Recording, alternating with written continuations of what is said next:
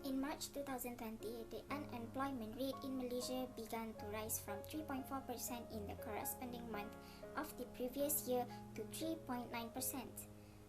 It was the highest unemployment rate since March 2009, as the number of unemployed surged from a year earlier to 610,500 by 17.1%, while employment rose to 15.23 million by 1.3%. The labor force also grew by 1.8% to 15.84 million. On a seasonally adjusted basis, the jobless rate went up to 3.9% in March from 3.3% in February. There are some issues connected with this concept of unemployment. The most important one is the person who is currently without a job, who potentially could be available for work but nevertheless currently not actively seeking a job. This person is not considered to be among the unemployed because he or she is also not part of the workforce. There are some causes, effects, and steps taken by government in order to reduce unemployment rate in Malaysia. Employment is the state of having paid work. In financial aspects, unemployment takes place when individuals are without work while effectively scanning for business. Generally known that the unemployment rate in Malaysia is quite high. Unemployment is a very important issue for every country, especially developing country with a tremendous population. According to the report of Key Statistics of Labour Force in Malaysia by March 2020, prepared by Department of Statistics Malaysia, the unemployment rate in March 2020 increased to 3.9% compared to the same month in 2019. Unemployment is one of the major causes of many social and economic problems, such as the imbalance of social status among the populations or the increase of vice activities. There are several reasons that resulted the increment of unemployment rate in Malaysia, and the most important role to lower the rate held by individual itself. Studies showed that a lot of unemployment cases is caused by individuals demanding their scope of work. Unemployed workers have to grab any chances they have, and it is better for them to take 3D, that is dirty, dangerous and difficult jobs, than remaining jobless. However, the government also has to play their role and come up with strategies to decrease the unemployment rate for the sake of economy. Malaysian government has raised numerous steps taken in order to improve the labour force participation rate and produced satisfying results. And every individual in the country has to take responsibilities to minimize these issues, or Malaysia will face hard effects from unemployment. The first reason of the unemployment is the job mismatch. The definition of the job mismatch is when the higher level of education and skill did not adequate with the labour market.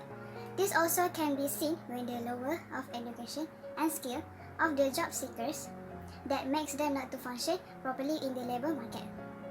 From this situation, the work potential and the resources is wasted. As we refer to this situation, the training of the job seekers did not match with the requirement that need to be fulfilled in order to fill the vacancies in the company or corporate. For example, when the graduates finish their studies, only to find out there are no jobs which require the skill and knowledge that they have learned. The second reason is the education system in Malaysia. This refers to education in the public and private institutions. Some of the program or courses are no longer in demand in the job market, and the graduates have to wait patiently for any job openings that which require different skill and knowledge that they have studied. Some of them may have changed their career field to meet the demand of the current industries. The third reason is the economic condition in Malaysia. The slowdown in economic activities is the factors that drive up the unemployment in Malaysia. This is because when the economy slows down, the weak demand affects the business through small growth, which lead to less hiring. If the person is lack of work experience and skill, he will be left out from the job market, as the business need to minimize the cost during the economic slowdown. There are a few effects of unemployment in Malaysia. Firstly, for the individuals in Malaysia, they will be facing financial hardships. This is because when they are unemployed, they are unable to afford their daily expenses such as foods and utility bills, and as a result, they will resort to other alternatives such as burglaries, robberies, and other illegal activities to cope with their financial problems. Secondly, unemployment will result in waste of skills from the unemployed workers. This problem is a result of retrenchment due to recession that can happen to anyone across the globe, especially in Malaysia. Majority of the unemployed workers lost their touch as they are no longer working in the sector that they are expert in. They will also take longer time to adapt themselves to other skills as companies tend to avoid retraining and educating these workers as it will be very costly and very financially unbeneficial to the companies. Last but not least, unemployment may result in a loss of government revenue. This is because Malaysian government gains revenue from the tax taken from the expenditure of citizens of Malaysia. However, if the unemployment rate increase, the expenditure rate decrease because no one will be spending their money, and as a result, the taxes on personal individuals will also decrease. Rate of economic growth will slow down, and Malaysia expenditure development activities will also decrease. In order to tackle the unemployment issue in Malaysia, the government is introducing the Malaysians at Work initiative, which is aimed at creating better employment opportunities for youth and women. It is divided into 4 programs directed at providing wage incentives to workers and hiring incentive for employers. The first program, named Graduates at Work, is specifically for hiring unemployed graduates who have been out of work for a year. The graduates who secure work will receive a wage incentive of 500 ringgit per month for a duration of 2 years, while employer receive a hiring incentive up to 300 ringgit per month for each new hire for 2 years. The second program is Locals at Work and is a hiring cost equalization program aimed at incentivizing the shift away from low-skilled foreign workers' dependency. The wage incentive for Malaysians who are hired to replace foreign workers is at either 350 ringgit or 500 ringgit per month, depending on the sectors, for a duration of 2 years, and the corresponding hiring incentive for employers up to 250 ringgit per month, also for 2 years.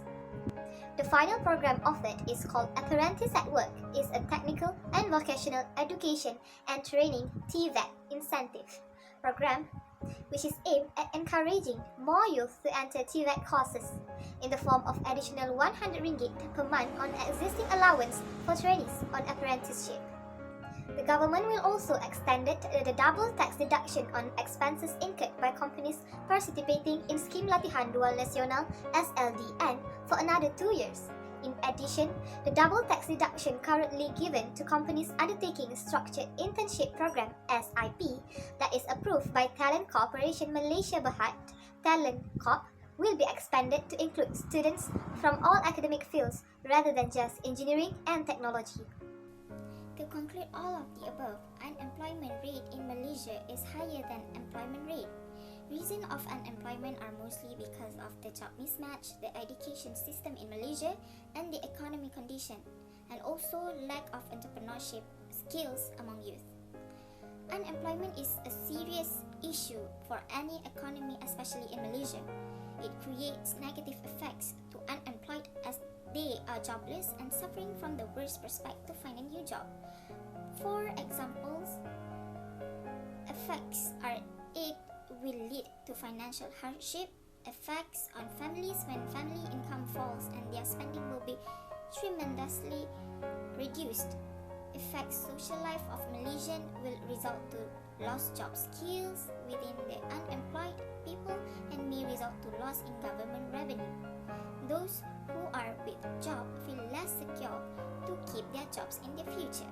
However, steps also must be taken to increase productivity and improve living standards for the overall development of the economy, government and individuals. For example, hiring unemployed graduates, giving out opportunities to women to involve and work, hiring locals, and hiring apprentices at work.